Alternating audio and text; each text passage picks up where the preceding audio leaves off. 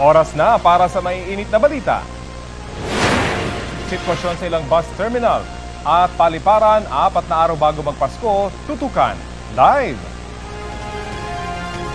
Mas malamig na panahon, mararanasan na ba habang papalapit ang Pasko? Ulat panahon po tayo, maya-maya lang.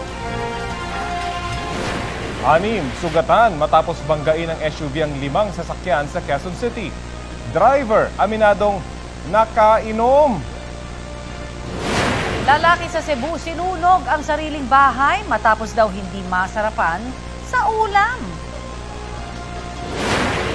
Ang sabi mo sa pagreregalo ng mga hayop ngayong Pasko? I-comment na yan sa Balitang Hali Facebook page.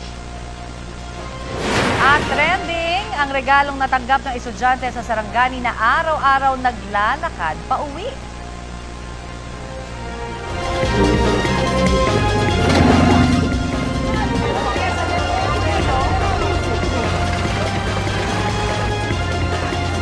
Balitang Hali.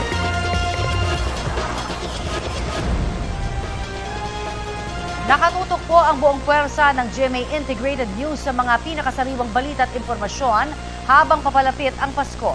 Maghahatid ng latest sa Parañaque Integrated Terminal Exchange si Joseph Morong.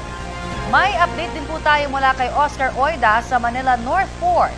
At 4 na araw bago magpasko, presyo ng mga pang Noche Buena ang ihahatid ni Tina Panganiban Perez.